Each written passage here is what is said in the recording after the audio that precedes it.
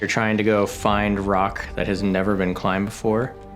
And even if you do find it, it's not 100% certain that you will be able to climb it. You know, I think a lot of climbers see development as just route developing, but even just with route development, there's a lot more that goes into that. He definitely became obsessed with going to the Nooks and developing the Nooks and finding the projects that were inspiring to him. Climbing is a sport, but it also can be a lot more for these rural areas. It can be a real sort of community hub and center for folks. The Nooks has given me the desire to go find more and do more with it. I am the developer of the Nooks, or the primary developer of a new climbing area in northern Ontario, Sault Ste. Marie, 2 hours east of Sault Ste. Marie, Michigan. And, you know, we found this area, me and some friends, and started developing, and it was really fun for a while, and we kept finding more and more, and it just expanded, and the rock was so good. It just became a rock climbing area the more we went up and developed this place and put in the work for trails. And then a guidebook came along, and then more people started coming up because of DJ started to shoot film about it. And the story just unfolded into this place that now is like this established climbing area. And that really doesn't happen very often, I don't think. Yeah. And you started developing back in 2018. Is that correct? Yes. Yeah, so it's been, 7 years now? Does it feel like it's been that long?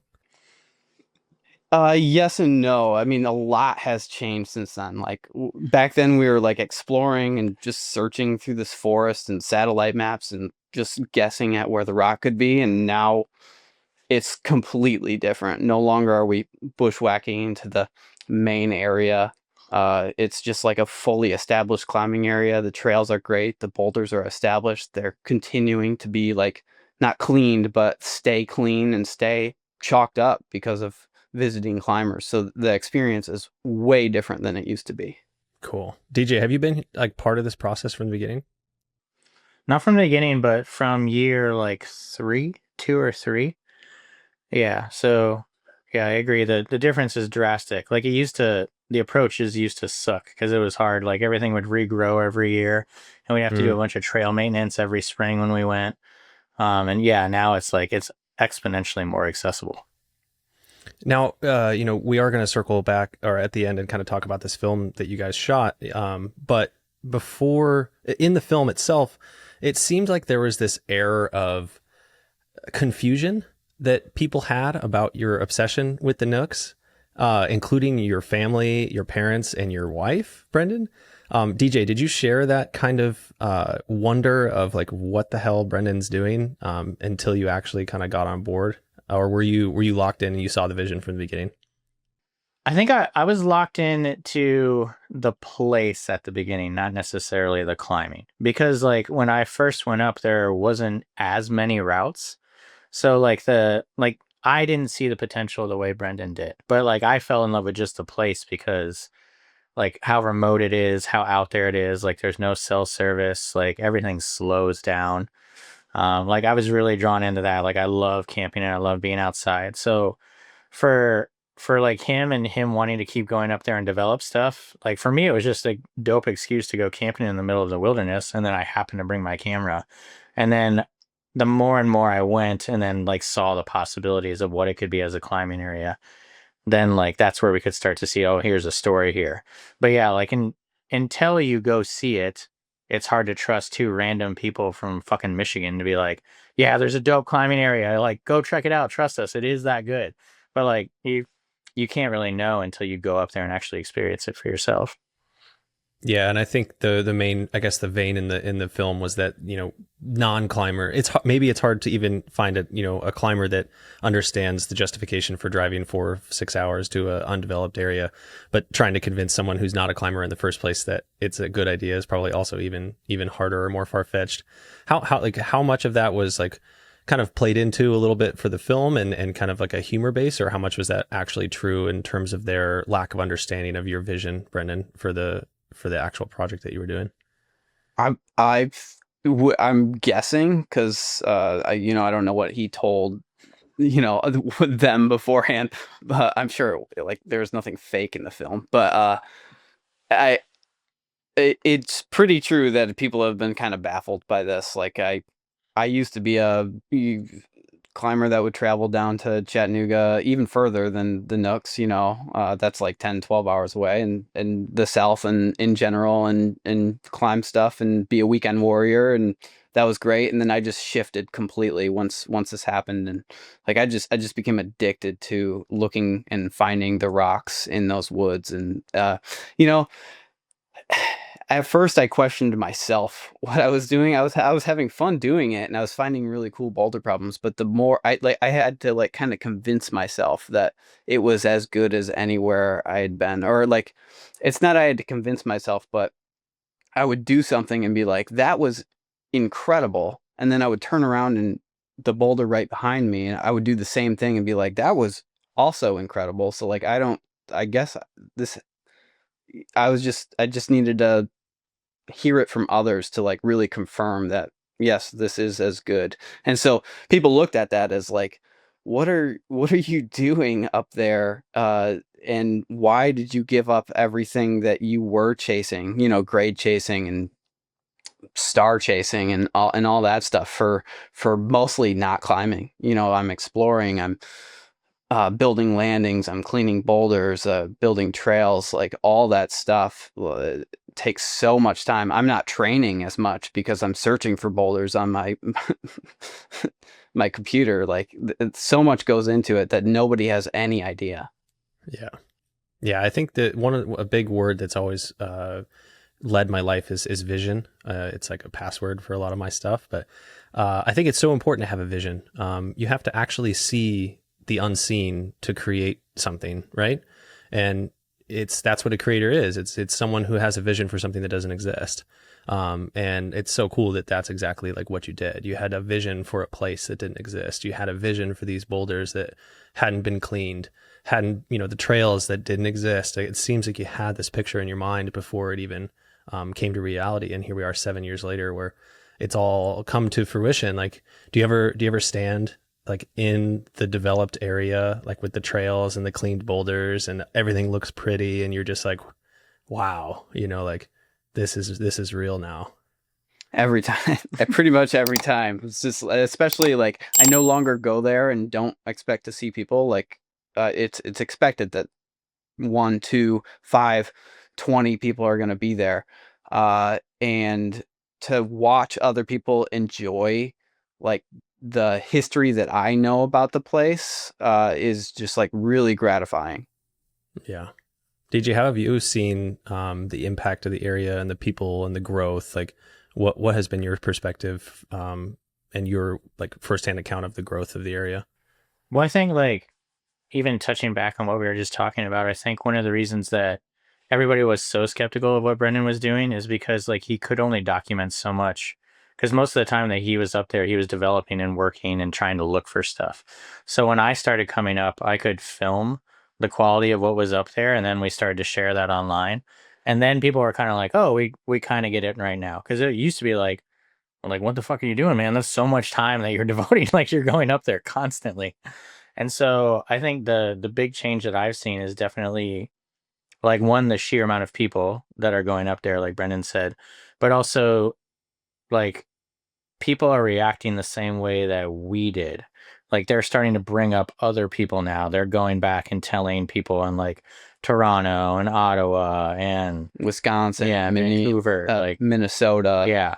They tell their friends like, yo, like it is actually worth it. The quality of the stuff is dope. So like now we've had some people that they've come back and they've brought some new people with them. And then like that just keeps going and spreading on and on and on, which is pretty cool to see. Because it used to be like the only people that would go up there were people that we like finally convinced to come. And they were like either one-off or a handful of times, or they would start to continue to come. But actually people bringing more new people has been really cool to see. So this actually is a topic I want to talk about is like the marketing of an area. So we all know these classic areas. Like out west, we've got Red Rock Canyon, we got Tahquitz, we have Joshua Tree. Obviously, these are national parks. But even smaller areas, I don't know, like it's hard for me to come up with an example, but like the process of bringing an area to a classic status, right? Is it just the routes? Is it just the nature of the rock? Is it just the nature of the climbing? Or is it also this like marketing element where you have to get the word out? You have to like market and invest it into getting the word out. Like, how have you guys experienced that kind of growth? And do you see this kind of becoming a classic area? If it is already. Well, it's definitely not a classic area. I mean, you're not going to go up there and see 20 people on the regular, right? It's Yet. we don't I mean, we don't know. We're guessing as to what this place will and can turn into. You know, right now we're at just under 400 boulder problems with hundreds and hundreds more to go. You know, all roadside right there. The problem is there's no local climbers.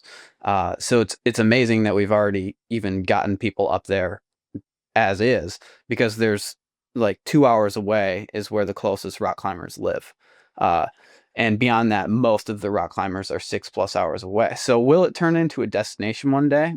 Maybe, definitely. Will it ever be, you know, Rocktown or Little Rock City or Squamish, you know, no. But in terms of a very well-known area throughout the country, throughout North America, yeah, it's already started to spread actually throughout the country. I hear stories, you know, every so often of people recognizing people that are from Michigan. Oh, do you know the Nooks? I've heard of the Nooks, and so like it's already out there. It's weird. And then as far as the marketing goes, I think what makes the Nooks unique and different, like again, one of the reasons that I fell in love with it initially is it reminded me a lot of when I first started climbing. Like when I started going down to the red in like the 90s, and like it was a lot more like raw and ruckus and kind of like rustic, and you know, it wasn't super developed. There wasn't all these amenities and stuff there. And I think it's like we've kind of marketed the Nooks as that, like a return to that. Like it's just climbing and that's it. Like you have wilderness, you're camping, but you have to do all of your own shit. Like you're out there, and like you are going there specifically to climb, not to do anything else, like check out like another city or go to some like restaurants or do anything. Like you're only there to climb. And that's kind of what's like really, really cool about it. And from the marketing aspect, it's like there's so much content out there about climbing that like what stands out. And I think that's what makes the Nooks pretty unique. And the footage capturing it unique is that it's so remote and it's so different than a lot of areas. Yeah, and you guys have definitely done a lot of work marketing the area with this film and the content. And you guys have made, Brendan, you've made a guidebook at this point, correct? I think that was already out when we spoke last, like 2 years ago. Yeah, that's true. And I've written a small guidebook, had like 160, 150 boulder problems in it. It's super out of date at this point. Yeah, you were saying there's 400 now? 400 boulders? Coming up on 400, yep. Wow. Yep. Yeah, I think the last time we spoke, it was 230. So you've nearly doubled that in the last 2 years, which is crazy. Yeah. How many of those are actually yours versus like a group? Only like, I haven't done it in a while, so the percentage has probably gone up. It was like 50. It's probably more like 60, 70%. I don't know at this point. So I am not a boulderer. I'm a trad climber. I don't think I've ever bouldered before in my life. And I'd say I would say that a decent chunk of my audience is kind of also in that same boat. So I want you guys to unpack the sport of bouldering for us. I want you guys to talk to me about like why you guys love it. What are the key elements of the sport that really drive you? And yeah, what about the sport do you guys love? Well, I think DJ would claim he's not a boulderer either. Is that true? Yeah, is that not true? I'm like 60-40, kind of like, or almost 50-50. It kind of depends on the season. Like I've been bouldering a lot lately, but when I first got into climbing, it was strictly rope, and then like sport, just solid sport, crushing out sport. Like started bouldering to get through some of the power aspects of sport climbing, like just to get some more of that power. And then started bouldering outside, and then so like would go through phases of like really, really loving bouldering, and then like just really sick of hitting the fucking ground. So like wanted to soft land on a rope and then like really, really loving rope for a while and then being like, oh, I kind of miss bouldering. So like I would swing back and forth. But yeah, I think like right now I'm kind of going through a rope phase again now that I'm done with the film finally. And it's like, I'm excited to actually like start climbing again. And the best way to ease back into it is just crush out a shit ton of sport. So like that's when I'm in rope mode right now. But yeah, swings back and forth. And you are strictly bouldering. Yeah, so I think I can answer this question better than DJ. Is that what is it about bouldering that I love? I think the first thing that comes to mind is the you get to test the limits of pure strength and power primarily, right? So endurance, I don't really like that. I want to see how hard of a move I can do in such a short time frame. And on top of that, I'm just kind of scared of ropes. So I'd rather climb a scary high ball than sport climb on something hard, get pumped and fall. Interesting. Right? Yeah, I don't know. I like the game of bouldering. It's kind of like maybe more of a game than trad and sport. Maybe not. I don't know. People could argue that different for sure, but I was just drawn to it immediately. I've sport climbed for sure, but bouldering is stuck. Is it something about the fact that it's just climbing? You don't have to worry about quick draws or gear or rope or how to clip the rope or mistakes you can make to injure yourself. It's like, I just climb as hard as fuck, and then if I fail, I jump back on the ground. Is there like a simplicity to it?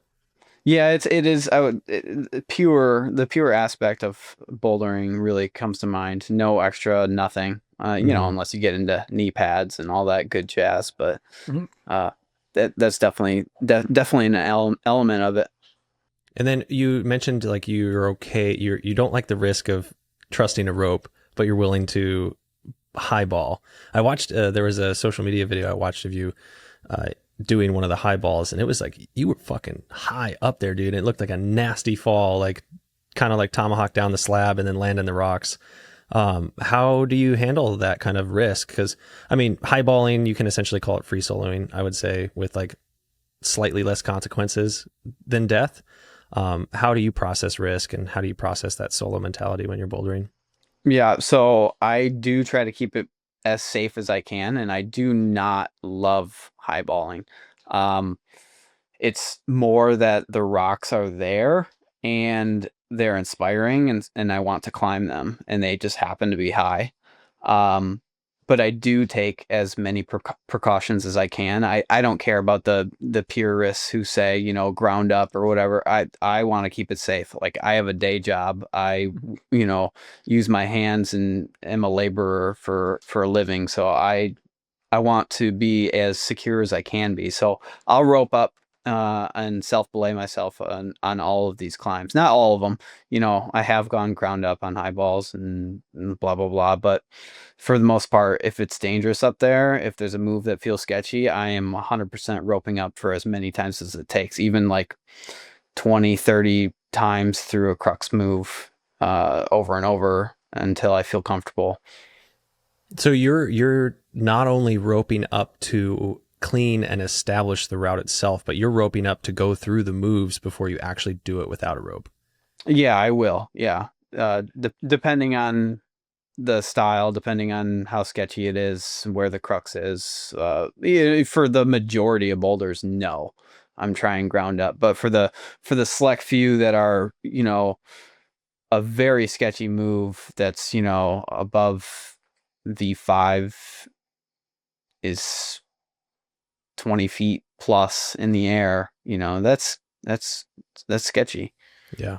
I don't like that. And you're saying there's some purists that would disagree with that approach? Yeah, I mean, I don't know any personally, and I've never gotten flack for saying I've used a rope, but I think like John Sherman, the Verm, was against rope, like the OG originator of bouldering, grader of bouldering, the V grade. Oh, wow. Okay. Got it. I could be wrong about that. I have no. Oh yeah. That's where it originates from. Well, no, I know that, but his ethics on. Oh no, he's strictly ground up. Like, yeah, and he doesn't even use pads. Like, he would walk around with like a little mat. Like it's Oh, I fucked think up. I saw something about this guy. He's had Yeah. some gnarly falls. Yeah, like I think Jason Kale used to as well. He used to be a ground up ethic guy, mhm. but I don't know if that's true anymore. Good for those people, man. Yeah. Yeah. Yeah, I'm good. Harder than me, and they can stay that way. Mhm. This show is brought to you by Lives In Designs. Let's be honest, most of our clothes don't last nearly as long as they should. Too often they fall apart long before the sting of the price tag ever fades. And when something does rip or tear, most brands offer almost nothing in terms of support, repair, or replacement. Lives In is different. They design one quality product at a time with a simple philosophy. Build outdoor apparel that fits well, works well, and lasts longer. So you can wear it more, keep it longer, and spend more time outside doing what you love. Plus, Lives In has an in-house repair program. If your clothes rip, tear, or fall apart in any way, you can send them in to Lives In. You even get to decide whether your repair falls under warranty or normal wear and tear. If you're listening to this episode on release day, it's Cyber Monday, and that means you get 35% off at Lives In by going to the link in the description below and using code TCM15 at checkout. This particular sale only lasts until the end of the day. So if you want 35% off your next Lives In order, be sure to shop today. Plus, there's a 30-day money-back guarantee, so you can buy it, try it, and if you still don't like it, they will give you your money back. And remember, every dollar spent at Lives In is a dollar spent supporting this podcast. If you're catching this after Cyber Monday, don't worry. The link and code will still give you 15% off your next order at Lives In. Okay, so getting into the meat of the conversation here. So, the film's called The Developer, and I think this is how I pulled this, but I love the fact that you broke down development into a bunch of different categories. We've got route development, crag development, land development, community development, and economic development. And I love that breakdown, and I want to kind of dive into each kind of category as it relates to the Nooks. So, we're already kind of on this topic about route development, ground up versus top down. But let's talk. I want to expand. I want to go tight, and then I want to expand to the bigger picture. So we'll start with the routes themselves. So talk to me about like your process for developing routes in the Nooks. My process. Well, it changes boulder to boulder, and whether those boulders are currently in like one of the main climbing areas, or whether that boulder is a 20-minute hike in the woods, whether I would bring an extendo ladder or my rope. And then from there, I'm carrying either one of those, backpack full of wire brushes, scrapers, and various amounts of other tools with me, chalk, harness, and all that good jazz. So like a full load out there just to clean the boulder. So you get to a boulder, you inspect, you find something behind a line that you want to climb, and you tie off on a tree or on a rock. I've tied off on big other boulders that are like car sized that I can rappel off of. And then you one of the big things that's, especially with the big, massive high balls, is you got to figure out how to get on top of boulders too. And in the film, it shows it actually very well, where I attempted to throw a rock tied to a rope over top of a boulder, and it failed miserably. It's worked before, but that one, the boulder is ginormous, and there was no way. And there was no easy way up the boulder, so I had to free solo a problem that became like a V0, V1 or something, and just covered in moss, lichen, dirt. I mean, it was disgusting, and it was really difficult to climb, and I was like pretty sketched out at times. But then, you got to get to the top. You got to throw the rope over to the other side. Hopefully you remember to tie off on the tree so you can rappel off. And then on your way down, you clean the boulder with wire brushes and whatnot. And if it's dry underneath, you can actually chalk it at the same time. So you get off all the stuff from the top down, so stuff doesn't fall onto already chalked holes at the bottom. And then once you're down, either you got to go back through because the boulder was wet in places from the stuff that you took off, and you got to re-chalk it, or it's already chalked from the one pass that you did, and then you're good to go. But then usually you don't have pads there at the same time, just all depending, and then you got to go back to the car and grab pads and go back out there. How many routes do you feel like you can develop in a day? Obviously, That's good. That's an impossible question to answer, though. It's a great question, but it's really hard. So it depends. It depends on the type of boulder and the height and stuff, and the logistics to actually get cleaning on it. Some boulder problems, especially the really severely overhanging ones, they're more or less ready to go. Lichen and moss and dirt don't really like to grow on that type of stuff. So, but then the overhanging, but less overhanging, and then to vertical, the slab. Pretty much, the further you go towards slab, the worse it gets in terms of the lichen and dirt and moss. So that it can literally range from 2 to 5 or 1 to 5 probably. It's not as many as people probably think. Kind of depends on access too. Like if it's a boulder that's easy to get to, like we can get there like first thing right in the morning, like and spend the whole day on it.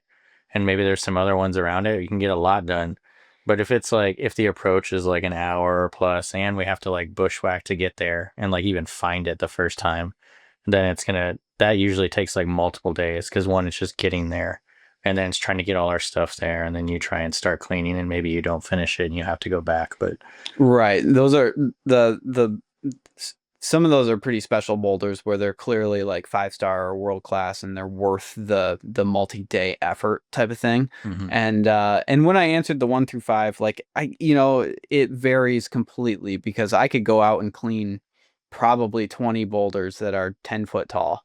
I'm not doing that though. I'm usually sticking to much taller lines, and that takes a lot more logistics and effort. Yeah. So what are you looking for?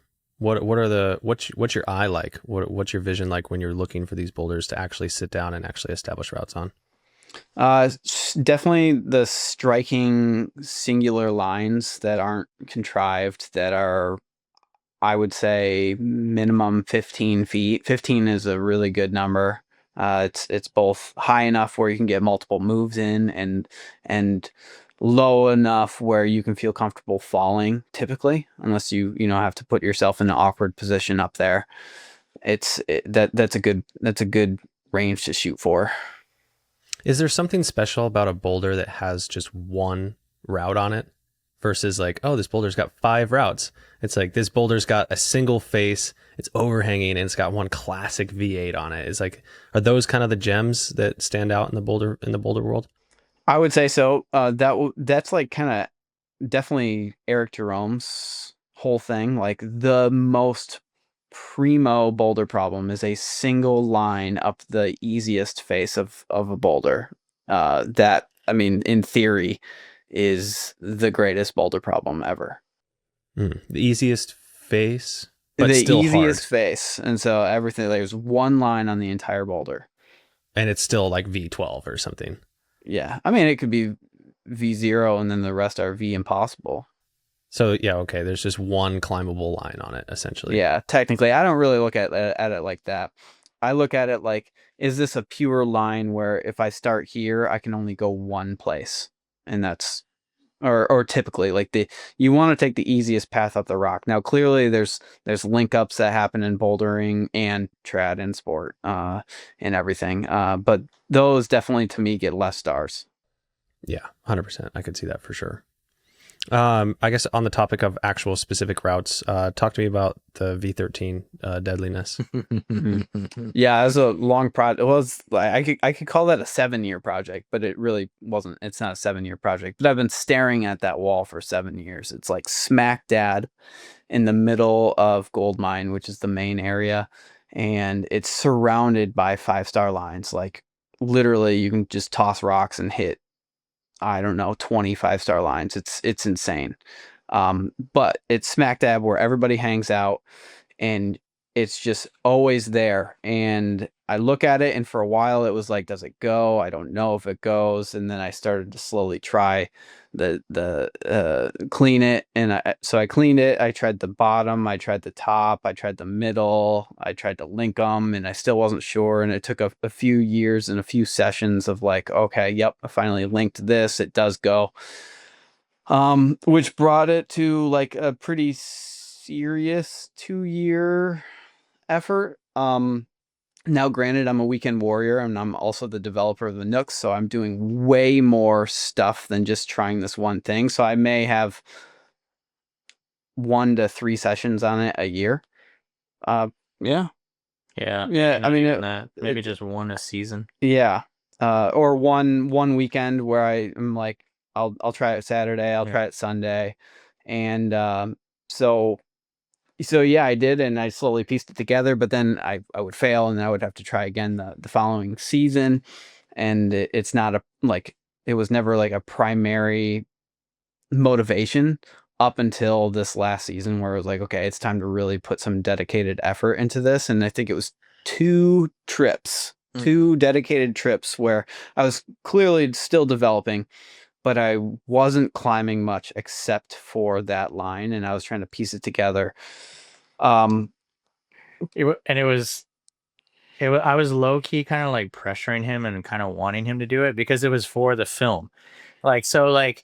Brendan had not seen the film ever until the first screening, like the actual release where we showed it in the theater and everyone was there. He didn't know anything about it. He hadn't seen it. And so he didn't know that, like, for me to like bookend this thing and actually like I needed him to send this fucking route. And so it's like I'm like, hey man, why don't you should try that? Like maybe we go session that. And he's like, no, I want to go clean this other boulder. I'm like, but what if we like went and session that? So it was and then eventually it was like, dude, I need you to send this route. Like to end the film, like you got to do it. Like you got to send. So he was actually training specifically for it, put aside some things that he wanted to develop to actually work and like session that boulder. And yeah. And it barely came together too. It was very trip that we could go in the spring. Last trip, probably I only had maybe 1 to 2 goes left in me before we had to go home. And yeah, it was a pretty magical like send.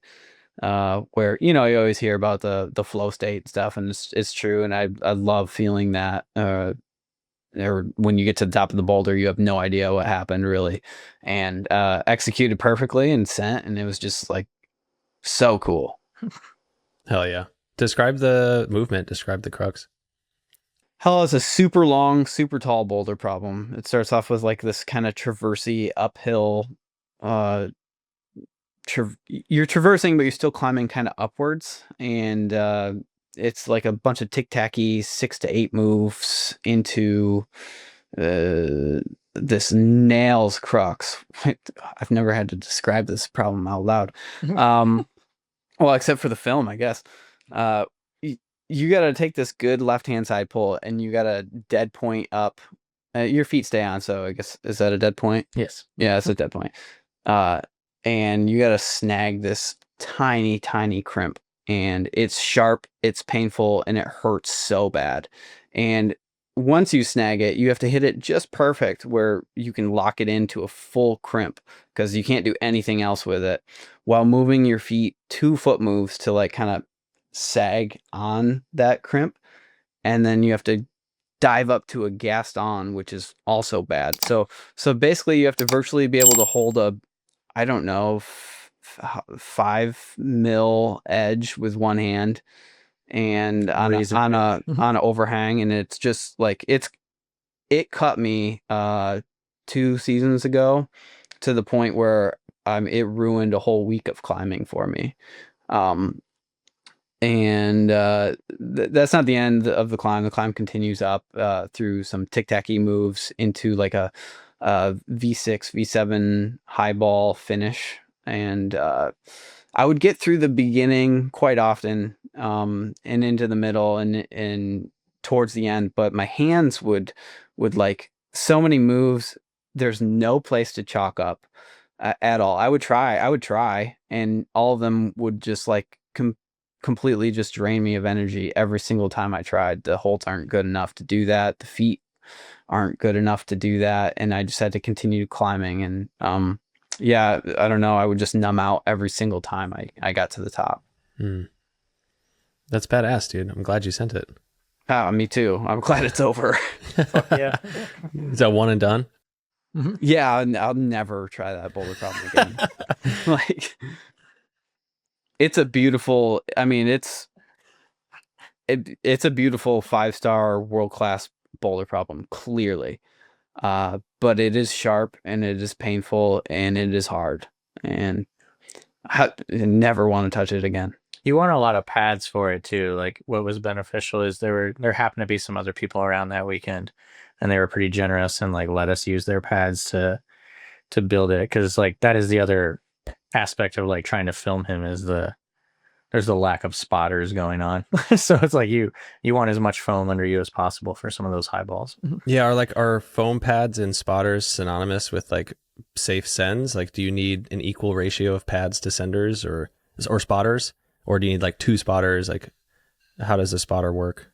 Well, I don't usually have spotters because I like this whole thing before it's. I mean, I wouldn't still say it's like a popular area, right? It's still well under development. But this mission has been my mission, and it's been DJ following me around, and he's behind the camera, right? And so it's me and him, and I'm left with the option to do or don't do, and I usually want to do. So like I only carry the camera gear, he carries all the pads. So it's like whatever pads he's 1 comfortable carrying and 2 is comfortable climbing with underneath him. Like that's it. Like that's the amount of pads that he's mostly sending with. So yeah, that's fun. You gotta do what you gotta do there. What about, okay, so we talked about route development. What about crag development? So now we're going a little bit bigger picture. Now we're thinking about like boulders in an area, like also like topics here like grade distribution, trail development, fighting against time and nature, like time and nature taking over the trails that you worked on. Talk to me about that process in the bigger frame for like these crags. Is it called a crag, or what is it called when a crag? Boulder crag? Yeah, or like crag or like area. So I think there's a difference between like there's one awesome boulder and then you make a trail to just that one boulder, right?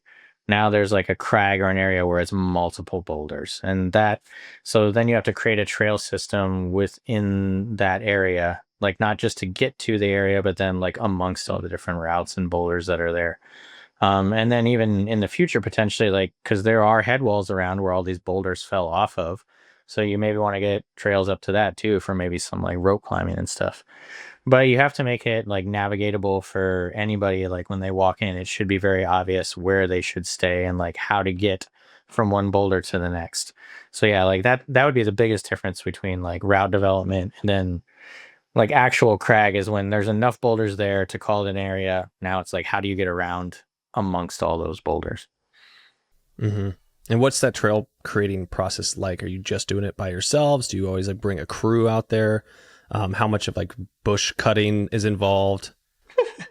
Well, initially it's always just been like myself and Brenden or a few of the first guys that went up to like that's how it originally was. It's only been those handful of people that have done it the entire time.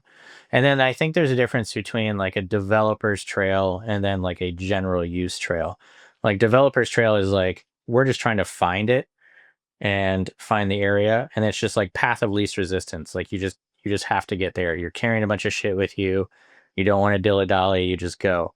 And an actual trail, you're trying to be more intentional about like, how is that trail gonna like what's gonna happen to that trail over the few years? Like, is it gonna cause erosion? Like, is a bunch of water gonna pool in the area where you're making it?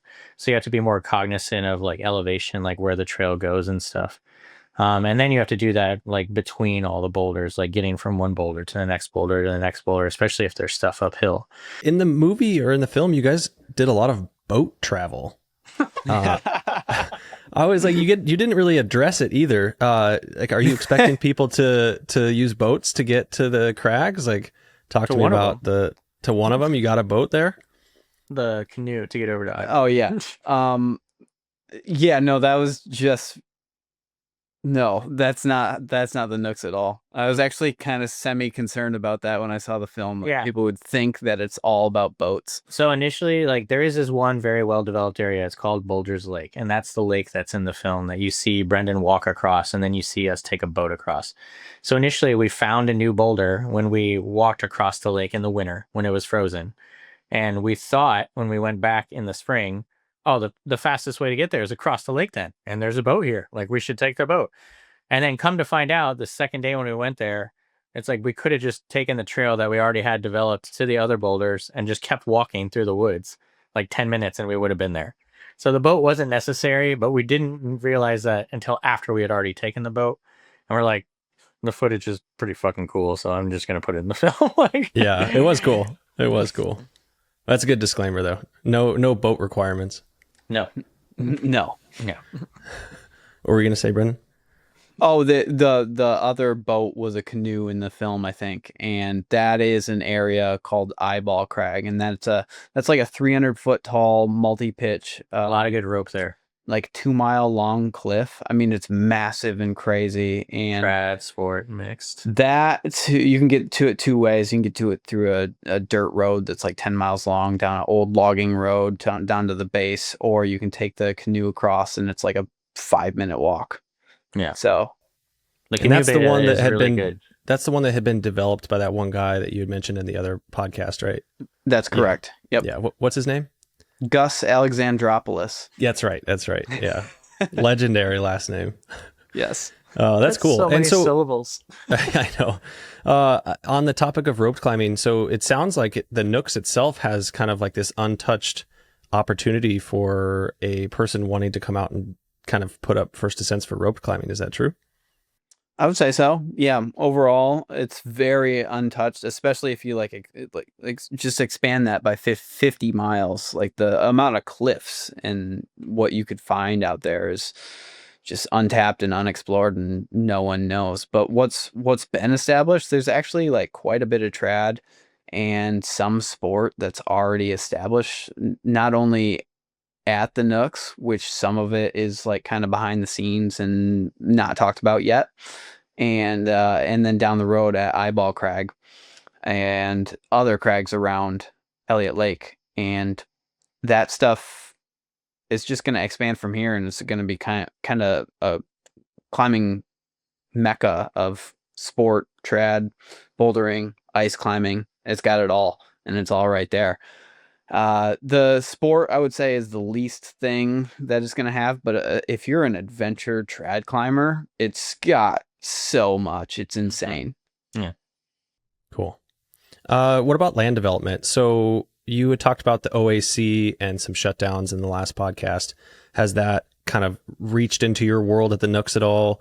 Have you guys had to, as this thing has grown, have you had to seek permits or talk to anybody about land access? I'm curious about that portion of kind of this as we start to expand this view of the Nooks.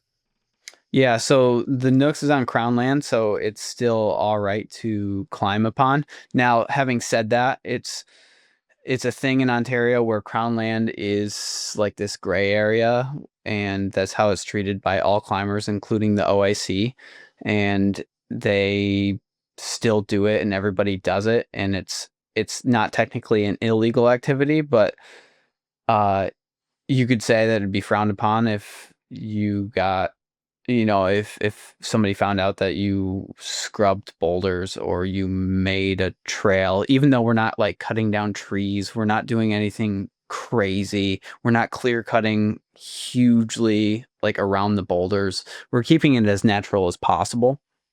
It's still this weird activity that's not necessarily like completely 100% legal. Now, having said that, we have gotten involved with Elliott Lake, the city. It's 30 minutes south. It's got the majority of everything you want, including a hospital. So you feel like you're out there at the Nooks, but actually 30 minutes away, you have a hospital, you got a grocery store, you have a nice little city. And the city council has been extremely interested in what we were doing up there because they're transitioning from a retirement community to a tourism destination.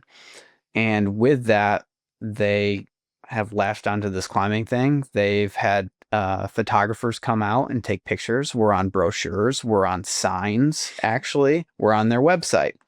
So the city doesn't have any control over Crown land. Like, it's not legally, they can't do anything about it, but they are fully supportive of it, and they will go to bat with us and for us, which is really cool. And like with that, we've sat down with them. We've had many meetings, and I mean, this is kind of a side tangent of like what we've done outside of climbing there, but we've also tried to not involve the community, but me and DJ were reached out by the local high school, and we've spoken at the local high school to try to get kids involved. And there's a Jack's Bike Shop who now carries rental crash pads and sells chalk. And so we're slowly trying to get the city involved into this new thing without them having the same connotations that some general publics think of rock climbers, right? Like, it's not always a good thing. Like, we know rock climbers are people that really care about the environment and stuff like that. And so we're trying to really just nail down that we're here and we care. Mm-hmm. It seems like that's going pretty well, and it sounds like the adoption has been pretty, I would say that's pretty fantastic to have the city behind your back like that and ready to bat, and businesses already starting to kind of include climbers into their operations and kind of marketing to them in the first place. It's pretty cool to see. For sure. And I think that's like, you see, we've been fortunate enough compared to like some of the other areas in Ontario that have struggled with shutdowns and stuff. I think because we kind of like developed that relationship with the city early on, instead of like randomly being like, what are you guys doing out here and what's going on? Like you were in contacts with them pretty early on, and then we started having meetings with them, and they were more and more curious. They did their homework, we did our homework, and we just kept meeting, and they really started to see the benefit of like leaning into it. So instead of like trying to like hide stuff and then like keep things a secret and like maybe getting found out, like developing that relationship with the city right from the get-go, I think that was definitely the way to go. Yeah, that's smart for sure. There's a story of Joe's Valley in Utah, and there's like a big climbing area out there, and apparently at first, like all these sprinter vans and stuff were going out to Joe's Valley, and all the people were like, what the hell are all these climbers doing? And there was a bit of resistance at first, but then someone had the idea to open up like I forget, it was like kombucha, like a kombucha thing, or they started selling kombucha or whatever, and then like essentially they just like started attracting the climbers into the city, and then there's this big revenue stream, and then the town realized like, wow, like these are actually people that we can monetize our economy off of, and they're going to be here regardless, so like let's adopt them into our community. So yeah, it's just cool that you guys are just another example of that. It's pretty rad. I think that's important too. Yeah, you don't want to, it's definitely not a situation where you want to ask for forgiveness or like have done so much work up to the point and then there's a problem. It's like you guys are upfront from the very beginning. So that's cool. We hope so. Yeah. I mean, I guess, what about like future lookout, like a massive adoption, classic area? Like, who is going to be able to be the person that like installs parking areas or restrooms or pit toilets or outhouses? Like, is that something that you guys have even considered in terms of like managing growth? No, I think for that stuff, that would almost have to, that's like, park service. Yeah, or fall on like a local type stuff. Like the city would almost have to ask for that through like their tiers of government that oversee crown land and stuff. Like that's something where if they saw if it was viable enough, because right now with the numbers what they are at, like there's some, that road is pretty low trafficked in general, so like just parking on the side of the road isn't an issue. But like if it got to the point where like something like that would have to happen, that would just kind of probably fall on like locals and local government to say like, hey, this is part of our revenue stream that we need for the year. Like, so these type of things need to be built in, put into place. Yeah, that makes sense. I hope it gets to the point where those kind of questions are being asked. That would be pretty rad. Yeah, that would be cool. Quick aside, if you're anything like me, you want your climbing gear durable, stylish, and actually comfortable. No one wants to deal with blown seams, tight hip mobility, or fabric that shreds after a single chimney. Lives In makes the most stylish and durable climbing apparel on the market. And their EcoTrek trail pants are genuinely the best climbing pants I've ever tried. They're durable, flexible, and packed with functional features. A built-in drawstring, a secure phone pocket, a leg roll-up system, and stitching designed specifically for movement. If you're listening to this on release day, it's Cyber Monday, and that means you can get 35% off at Lives In by going to the link in the description below and using code TCM15 at checkout. This sale ends tonight, so if you want 35% off your next pair of EcoTrek trail pants, today is the day. Plus, there's a 30-day money-back guarantee, so you can buy them, try them, and if you still don't like them, they will give you your money back. And remember, every dollar spent at Lives In is a dollar supporting this podcast. If you were catching this episode after Cyber Monday, don't worry. The link and code will still give you 15% off at Lives In. Nice, dude. So this next kind of section, I want to ask some questions specifically about Brendan, and then I've got some questions specifically with DJ and like the filming process about the actual film and kind of diving into your whole role in this conversation here.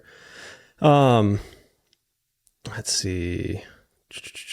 So Brendan, we talked about a little bit about this in the last episode about kind of like your trajectory as an athlete, where you kind of like, there was potentially this path as a professional athlete, and then you definitely chose the path as a developer. And you've been down that path for quite a long time now. Do you ever look back at that decision and kind of think about like the direction you could have gone as an athlete or a professional athlete? No, I don't think so. I'm okay. I really enjoy, like, this has fulfilled everything for me that I was seeking in rock climbing. And so it's given me so much. Like, who knows if I could have turned pro?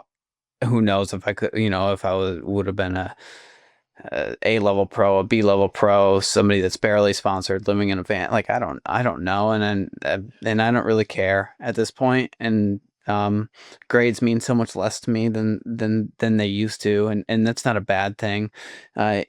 In either direction. I mean, people that care about grades, that's great. And I still do care about grades, and I want to climb hard, and I want to push myself. And I would have, I guess, liked to see how high of a number I could have climbed. And maybe I still can up at the Nooks. There's quite a few hard boulder projects. So that's still a possibility, but those are then first ascents and not going to repeat something that's established. So there is maybe a little bit of regret, but in terms of, like, I don't know, man, it's like, would I rather go do FAs or go try hard problems that are already established? I'm first sense all the way, and I don't regret like what I'm doing at all. And it's confusing to a lot of people. Like, they don't get it. Still to this day, even though like we're 400 boulders deep and like this thing is growing and it's clearly a climbing area and it's clearly like really awesome. It's still like, why would you go up there to work harder than you do at the job that you already work hard at home? Yeah. So what do you think? So, with everything we do in life, there's always sacrifices in certain parts of our areas of our life to achieve things that we want to happen. Where would you say you've made some sacrifices in your life for this development of the Nooks? What are you looking at me for? Yeah, so I mean, I've made a ton of sacrifices through, I guess the biggest one was probably the climbing relationship, my climbing partner relationships, the people that I've known the most through all my years, my mentors, my best climbing friends, and all that stuff has honestly been put to the side for the last 7 years. One of my best friends and best climbing partner only recently, actually his first trip is next week and I can't go. He can finally go to the Nooks after 7 years because he hasn't he was banned from Canada. We'll just keep it at that. We'll just keep it there. Yeah. Yeah. It's easy to get banned from Canada, though. I'll tell you that. 100%, very easy. And so he's finally allowed back in, and I'm not allowed to go, and that's a bummer. But for the last 7 years, I abandoned, that relationship, and I did that to a lot of people, and that's not necessarily something that I'm like proud of, but I really like needed this thing called to me, and I saw the vision for it. Yeah. That's interesting. I never actually thought about that. Yeah, it's like if you're not coming to the Nooks with me, then we're not really hanging out much. Yeah, exactly. Yeah. How has your wife kind of seen this development, and like how has she been a supporter versus a questioning from the beginning? Like how has that kind of process developed? Yeah, I mean, I'm sure she thought I was nuts, but I don't think we ever we never had a crazy fights over this weird thing that I was doing. It was probably a bunch of skepticism and like, here's Brendan going off on another thing, doing this weird thing, because she's not a rock climber. So it's harder for her to understand than a rock climber. But at this point, she understands the lingo. She clearly knows exactly what's going on. So that has like come kind of full circle, where it climbing and climbing trips was like a little bit of a problem between us, and which was always resolved, and it was never like a huge deal, but it's come full circle where I'm sure she doesn't want me to leave, but she understands it. She understands that I need this, and because we don't have rocks in Michigan, I have to travel to do it. Has she come with you? Has she seen the Nooks? Yeah, she's been up there. Cool. Hell yeah. Last one. This is just a random question, but you were always eating an apple in the film. Is that a thing? No, it's not a thing. Maybe it's a thing. I don't know. I don't know. I felt like probably like 50% of the screen time you had an apple in your hand. I really don't like apples that much. However, bananas don't last very good. You know? Like, so. It's so funny. I'm so glad you noticed that, because you're the first person that's finally brought that up. Because like when I'm editing it, I'm just like, God damn it, another fucking apple shot. Or it's like, dude, we're in the middle of an interview. Why didn't I say anything? Like, you're eating a fucking apple in the middle of the interview. And I'm like, I didn't even notice or pay attention. And I'm editing, I'm like, apple, fucking apple. But yeah, like I noticed it every time now, and I'm so glad, Kyle, that you brought that up, because like nobody else has said anything about the apples. Yeah, I was wondering if it was a stylistic choice or if Brendan just loved apples, but just sheer coincidence. Sheer coincidence. All the important shots, he's eating a fucking apple. Are you familiar with the developer in the Front Range called Tal Wanish? No. He's familiar with you. And he's been following your story. He, if you go back and listen to his episode, he talks about essentially like understanding the song of an area. That was kind of his analogy. Like, where the mushrooms grow, where the deer cross, where the trees grow, when the sun comes up in this winter or when it goes down in the spring. Like, you become so intimately involved with an area that he feels that you need to have that kind of understanding of an area to better kind of like establish routes that coexist with that flow, with that nature's, like the energy of the nature. Do you resonate with that philosophy? Do you resonate with that kind of experience? And if so, how would you like describe the details and the nuances of the Nooks that you've picked up over the years, having been there so long? Wow. That is deep. I don't know if I can get that deep. The song of an area, that's remarkable. Yeah, I guess I don't know if I've ever thought of it like that. I've definitely thought about the Nooks as in, it's definitely way more comfortable of a place for me now than it used to be. And that makes things like much easier to like coexist in that space with the rocks and mitigate the dangers. in that way. So I don't know if that answers the question exactly. Are there any like because key characteristics of the Nooks that you would only understand by being there for an extended period of time? yes. I guess geologically it's very hilly, as is most climbing areas, I guess. But when you study the terrain and you go into the terrain, most people would probably get lost. However, if you study it and you realize that all of these, like, I know the area so well that I probably can't get lost because I understand that the hills are like fingers. So the geology of the place is very much looks like a hand, and it's all these different ridge lines. And so in that aspect, yes, to answer your question, I think. Yeah. No, it's cool. I don't want to. I thought his expression of his connection to the nature was like, I don't know, just like very poetic. And I was gonna pose it to you and see if there was any things that came out of it. So no, that was remarkable. Listen, you should listen to the episode. Yeah, you should check out his episode for sure. All right, DJ, I want to jump into your story a little bit and your perspective of this film that you shot. And I watched it, the early or the secret release or the behind the scenes that you allowed me to watch, which I really appreciated. And it's just like super well done as another, I've never shot anything as long format as that. But I do have a lot of experience behind the camera and short form content and commercials and stuff. So, I definitely I can see the skills. I can see the vision, and the artfulness that you bring, to your craft. So it's really, really cool to see. So just right up there, like good job on what you did. It was a really cool product. Thank you. Appreciate that. Your vision for the film, mostly area awareness and support to Brenden, or has profit generation been kind of a driving factor from the beginning?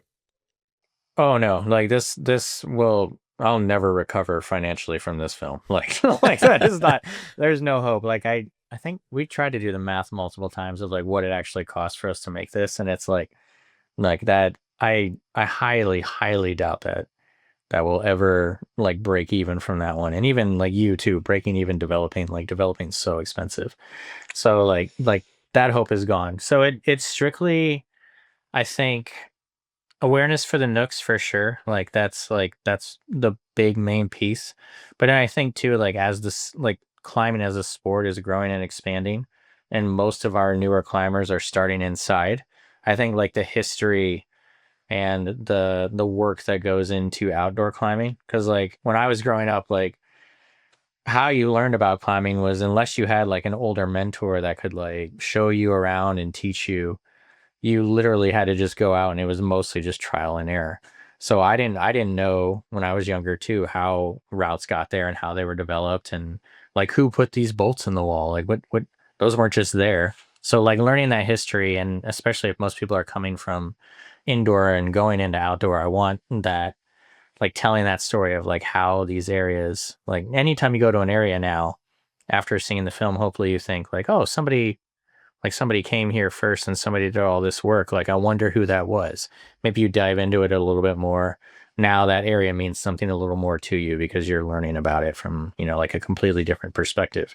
So that was another main focus that was like that. I think that's a story that needs to be told. And it just so happens I'm friends with somebody that's developing a brand new area like that worked out brilliantly.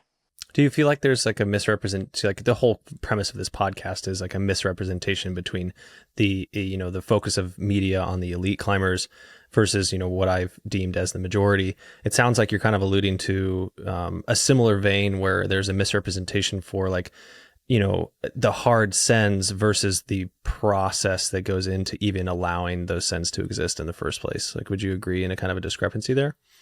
Yeah, definitely. And I mean, Brendan touched on it in the film too. Like all the stuff that you read and hear about like nowadays is like either the hardest thing or like the scariest thing, or like you survive something. But for most of us, like that's not the experience that we have every day with climbing. Like how can I identify with somebody that like flashed V15 or like crushed V17?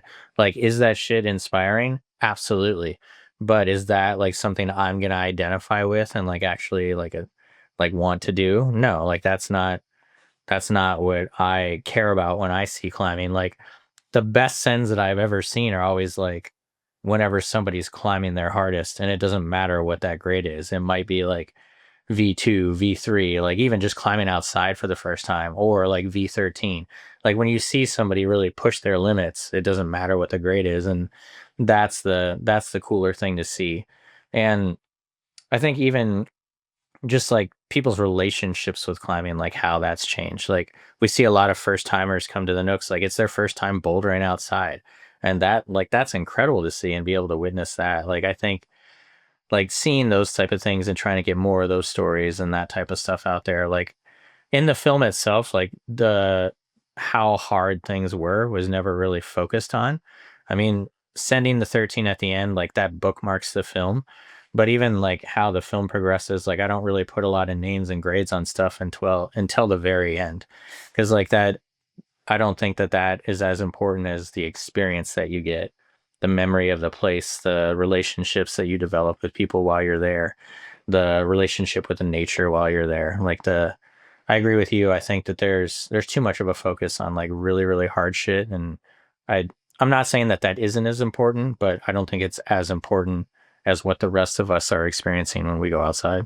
Winter is upon us, and you need to start thinking about your base layers. Hot Chilies has been the leader in technical base layers for over 30 years. Made from an innovative fabric blend of polyester and spandex, they are designed to feel buttery soft like cotton, yet provide all the benefits of performance material, striking the perfect balance between warmth, comfort, and flexibility. I recently climbed Texas Hold'em in Black Velvet Canyon, a route that receives zero sun this time of year and can be incredibly cold and windy, but my Hot Chilies Micro Elite base layer system kept me super warm at the belays and cool enough to try hard. And believe me when I tell you, this stuff is soft, like crazy soft. Plus, there's a 60-day money-back guarantee, so you can buy them, try them, and if you still don't like them, they will give you your money back. Right now, you can get 15% off at Hot Chilies by going to the link in the description below and using code TCM15 at checkout.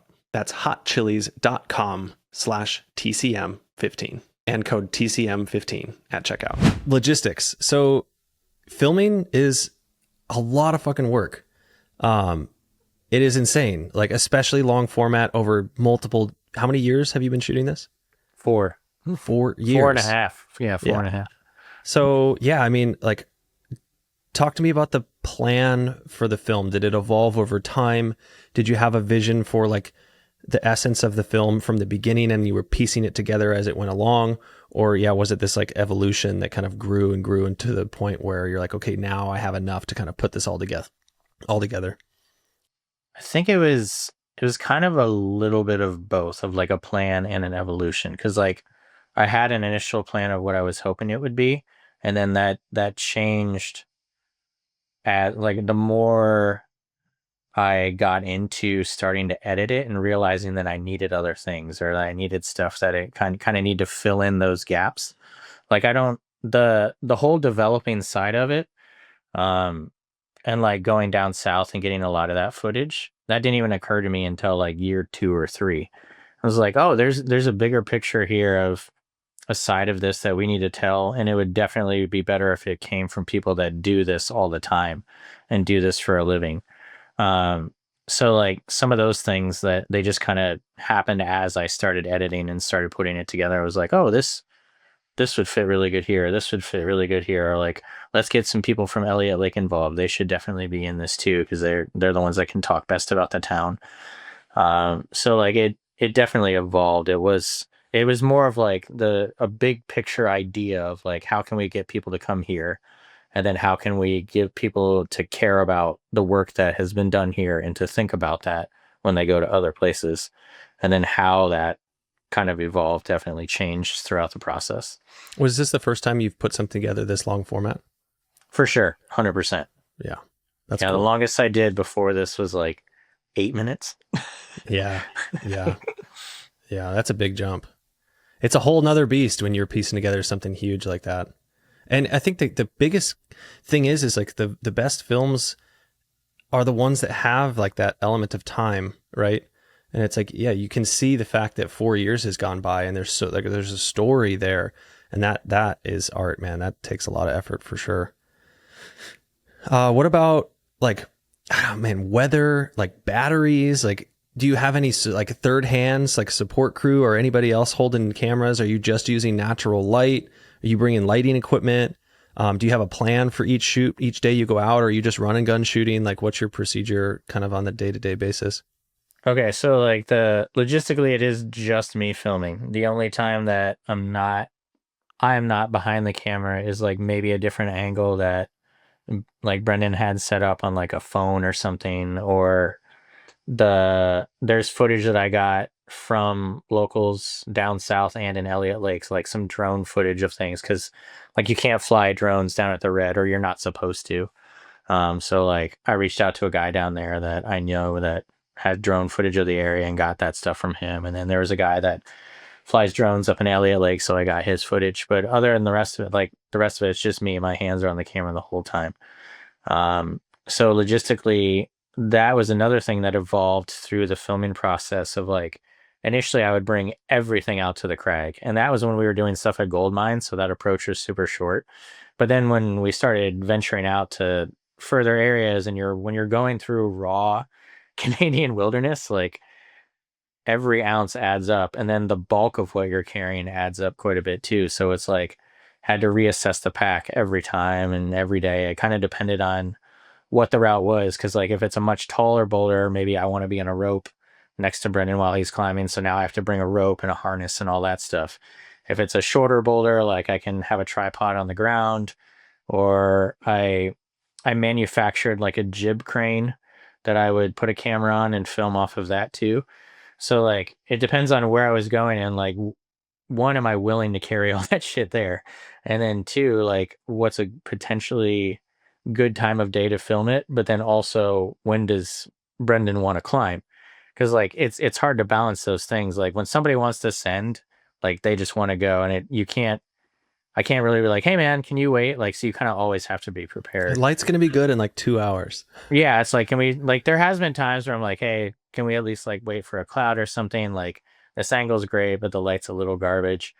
But for the most part, it's like I have to be ready, and if he wants to go, like he's gonna go. Like I might ask him to do it again to get a different angle or something, or occasionally we hold for light, but a lot of it, it's like you just kind of have to be prepared, and like when he's ready to fire the rig, like, okay, here we go. Yeah. Yeah. Are you, so you said you made like a makeshift crane, a jib crane. Are you using gimbal work, sliders? Are you mostly handheld? So it's a combination of everything. Like I used to bring a slider out to the crag.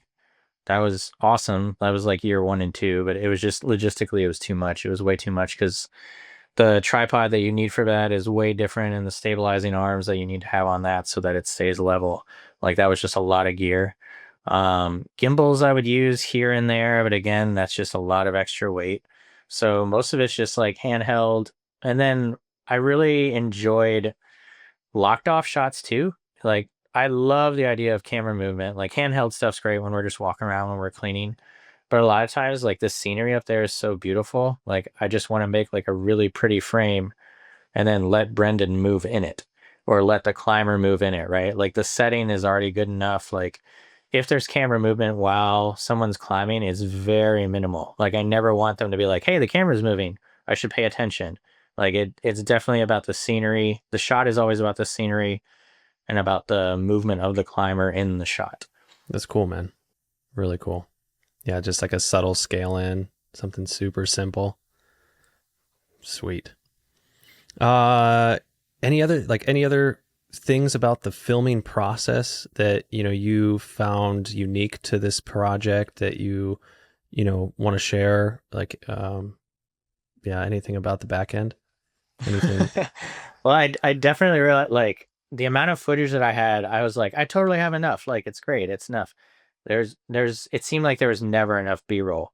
Like, you just constantly need more and more and more and more. Like, I'm not saying that I wish I would have done it differently, but I do wish there was a lot of times where like I had been rolling on that, or I'd been like in the edit, you're like, man, I wish I had a shot of this, or like a quick cutaway of that.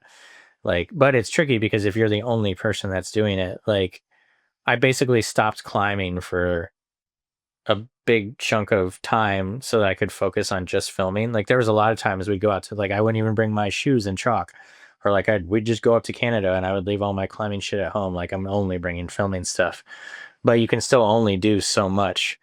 And just the sheer amount of file sizes and storage space, like the amount of footage that I got was what I thought was enough, but I'm like, man, I kind of wish I would have shot more. Do you have a cumulative amount of files? Like, what's the final terabytes that you collected 16. over 4 years? 16 terabytes, dude. 16. Wow. Yeah. Wow. Yeah. Right now, the entire film lives on a 16 terabyte drive. Wow. That is crazy. Mm-hmm. That's crazy. Yeah, over the last 10 years, I shoot a bunch of POV footage. Over the last 10 years, I've collected 1.4 terabytes of POV. Yes, you're on your way. And I was like, oh man, 1.4 terabytes is so much. Yeah, 16, that is fucking nuts. Are you shooting with the red camera? Are you shooting? So no, like that was another thing logistically. The red we used for a lot of the bigger interviews, just because we wanted the quality. And to have to be able to reframe because we were only using one camera. But when you're walking around and you're hiking around through elevation and wilderness, like you kind of like less is more. So like I shot a lot of stuff on my mirrorless camera. I shot a lot of stuff on my phone actually. And I was like, I wonder how many people will notice this. Like I actually shot a fair amount of this on my phone. Like there's a lot of shots, like the jib crane thing, like that thing is with a phone. Like just because of just sheer weight when you're walking around out there. Like I see a lot of people on big wall stuff doing things with big rigs, and that's fucking nuts to me. Like that's crazy. But yeah, when like less is definitely more, hiking around and doing all that stuff. For sure. Brendan, I saw you flying the drone. Is that purely for scouting, or are you shooting content as well? Both. I think my content made it into the film at times. Yeah. But that's purely for exploration. Yeah. It's very helpful. Well, it's less helpful than I guess you might imagine. Depending on the time of year, it's good. Like the forest is so thick that, like, honestly, side tangent, but like looking at a satellite map, if I see like a little bit of a cliff that I can clearly see, okay, there's a cliff there, and if I see like one gray blob in the woods, like I'm walking there. That's what that means. It's I have no idea where the boulders are. I have to walk everywhere, really. Mm-hmm. And the drone is like piecing it together where it's like satellite first, then scout with the drone, and then walk there. Yeah, and hopefully with the drone you can at least see the cliff or the talus field or the boulders in the woods, and it's a crapshoot every time. It's hard. So wrapping this up, Brendan, I'll start with you with this question. Like, what has this entire process from 2018 till now, seeing this thing start from a vision to what it is now, like, what has it taught you about yourself, about the local community, about the climbing community? Like, what have you learned along the way during this process? I've learned that I can do anything I put my mind to, quite honestly. This has been, I mean, I can't believe where the Nooks is at, and that's not just me and my effort. That's the original developers. That's plenty of other people putting in work to do a couple FAs here and there, or a trail day. But I have done the majority of the work up there. There's no question about that. And so to tell myself that I can put my mind towards building something that's going to last beyond me and actually have it happen, like the Nooks is not going anywhere anytime soon, is incredible. And it gives me personally like a lot of confidence that if I put my mind to something, I'll accomplish it. Has there been anything else other than the Nooks that you've kind of seen that mentality carry into, like any other projects at work or? Yeah, so I'm a self-employed Trim carpenter. I work on high-end homes for a living, anywhere from like $1 to $5 million houses, and any custom woodworking things that go on in those homes. And that was like a self-made, like clearly I had, bosses and teachers that taught me how to do the stuff, but that was me also taking the horns and learning the trade myself, and like watching YouTube videos to learn more, and like all sorts of different stuff to really become an accomplished self-employed person that literally makes their living off of myself and nobody else. And that has been something that's like, I just had to do it.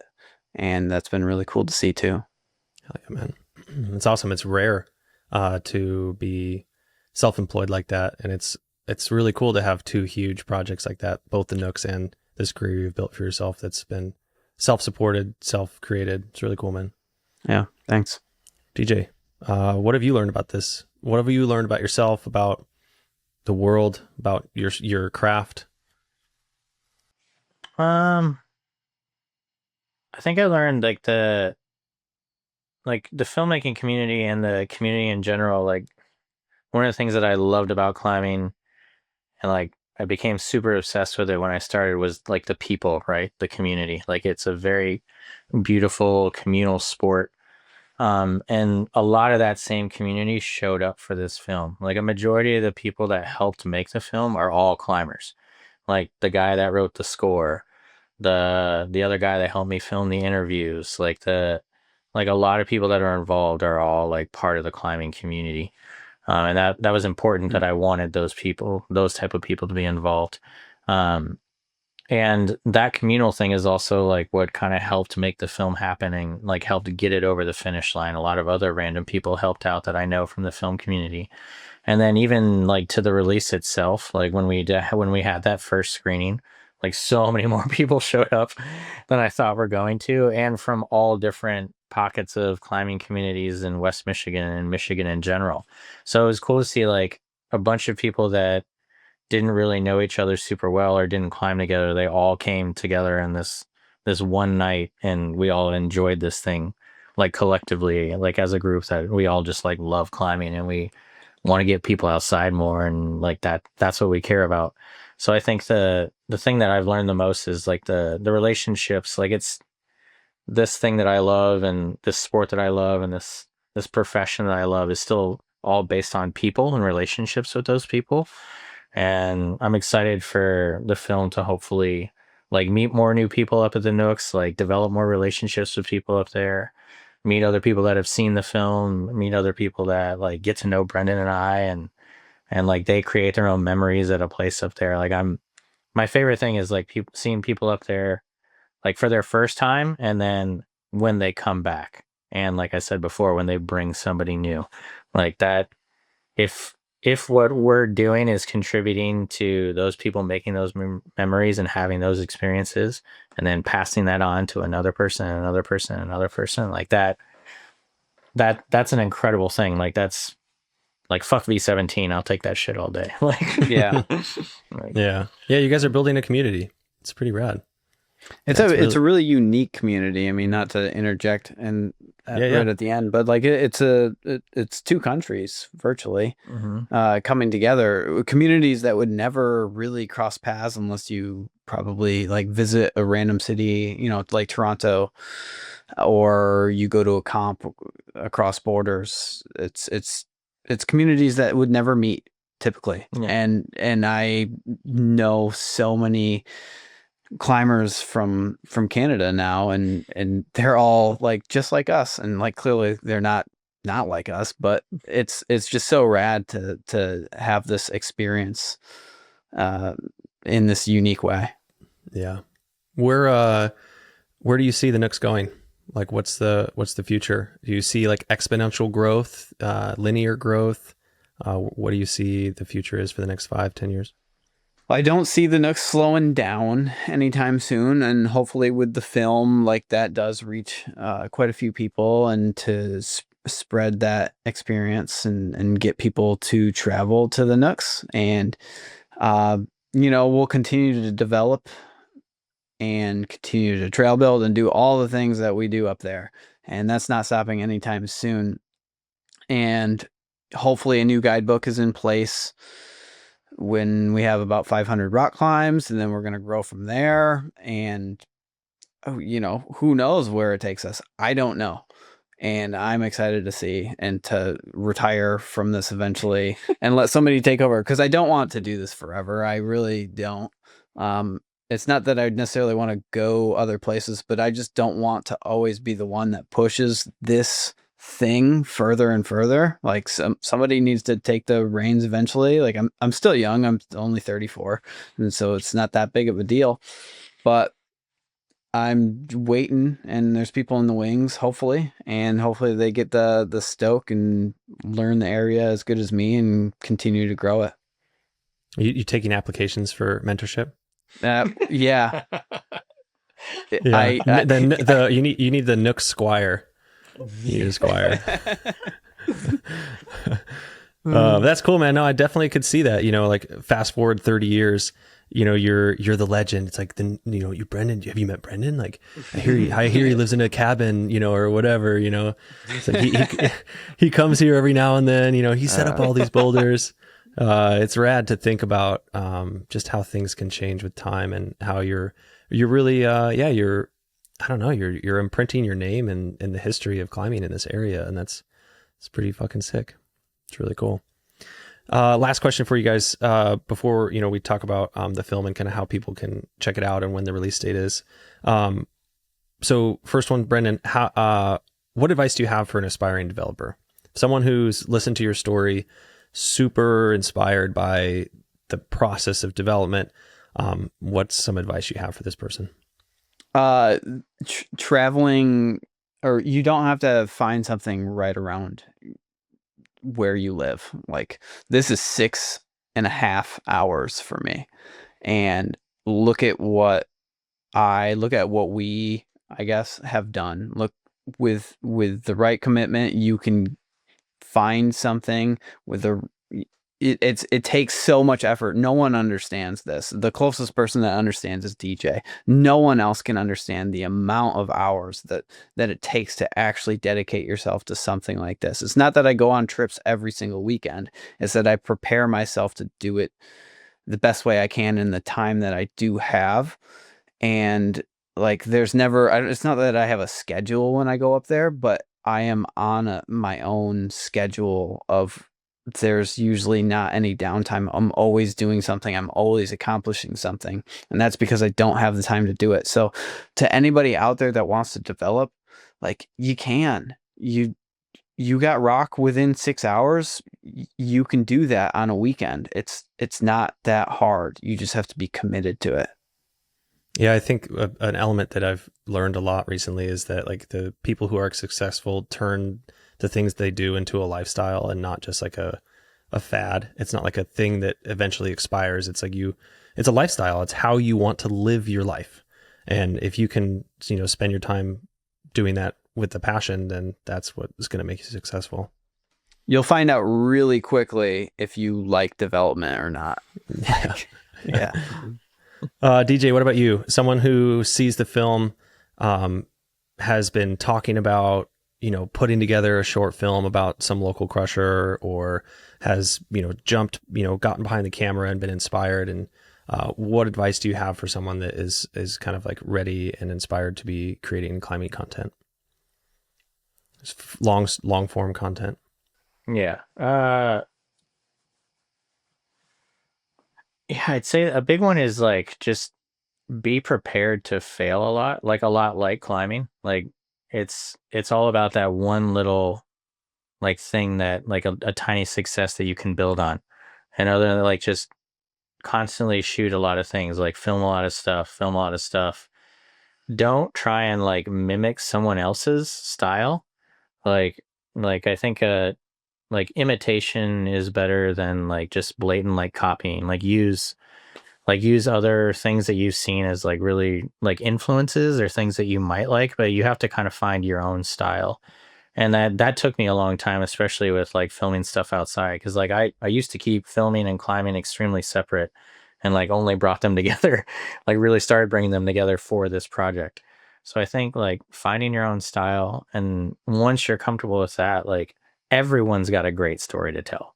Like every one of us probably has a dope friend that's like, yo, I really want to tell that story. I really want to like watch you crush this route, or like you just got into climbing. Like, let's document your progress as you go. Like, get to know the people that are around you. Like, somebody's got a cool story to tell, and it's up to you to tell that story. Like, who else is going to tell that story but you? If you've got the gear for it, if you've got the desire and you want to tell a story, like go for it. There's nothing to prevent you from trying to do it. I think gear doesn't fucking matter. I think most of us in the world know that. Like that doesn't matter. Like, use what you're comfortable with, use what you have available to you. Like, and it should be more fun than not. If you're not having fun doing it, like either take a break or I don't know, figure out something, but it should be fun. You'll know if you love it or not. Hell yeah. What about the film? Do you see it being on any like streaming platforms, or is it going to be on like Vimeo? It'll be like on demand on like Vimeo or YouTube. I doubt it. Like streaming platforms like that mean like they would have to purchase it, like get distribution, like, and it would have to be like an offensive amount of money for me to sell it. Like I don't want to turn over all that footage and turn over all those rights and just like lose all like proprietary shit with the film. It would have to be an offensive amount of money. I like that. I like that. What about yourselves? If people listen to this and they want to follow your story, where can they learn more about you? How can they follow your story? Instagram at Brendan Baars, BrendanBaars, and that's pretty much it. Instagram. I post Nooks and Nooks only content, pretty much, and I don't share my personal life on social media, and I don't ever really want to. If it wasn't for the Nooks, I probably wouldn't be on social media, but I'm very passionate about talking to the Nooks on there. Yeah, my stuff's mostly on Instagram. There's a few YouTube things, but it's mostly just Brenden and the Nooks on YouTube. But yeah, I'm just at DJ Viernes on Instagram. Cool. Yeah, I'll make sure to put the links in the show notes so people can check it out. But man, I appreciate sitting down with you guys. It's been kind of logistically back and forth a bit, but I'm super stoked to be sitting down and to capture your story and to revisit this project you guys have been working on for so long. It's been really cool to follow the story and to kind of see it all come to this kind of pinhead of recognition in a way with this film and everything. So I'm psyched for the community to continue to learn more about this place. And I can't wait to continue to follow the story. Yeah, I appreciate it, Kyle. Thank you for having us on to talk about this and to share our story and the Nook story. And it's really awesome. Hell yeah. You got to come up, dude. There's some trad up there. There's some dope trad up there. I bet. Yeah, my girlfriend's from Michigan. She's from like just outside of Detroit, the Charter Township. Dude, that's so close. Well, that's a super good excuse for you. Yeah, that's like I think it's even. Yeah, like that's like a 5 or 6 hour drive then from there. From to the Nooks. Yeah, from Detroit, outside of Detroit. Okay. Not true. All right. It's still 6.5 from Detroit, I think. It's outside of it. Oh well, if you It's we're only like 2 I think hours, it's like Kyle. I think it's You'll have to come. an hour northwest of Detroit. Oh, then you are like 5 hours from the Nooks. Okay, Yeah. sick. And I know her brother lives up. They call it up north. It's like The UP, like up the Upper north. Peninsula. Yeah. I think it's like just before the UP. Nice. Well, yeah, that's up north. Yes. Yeah. But cool. Yeah. So fuck. I mean, yeah. I'll. There is a large chance that I will find myself in that area before I leave this earth. Yeah, that'd be cool. Reach out if you ever do. That'd be something. That would be sick. Yeah. I'd for sure be down to go out and check this place out with you guys. We'll definitely make sure one of us is up there, even though we're usually up there anyway. Yeah.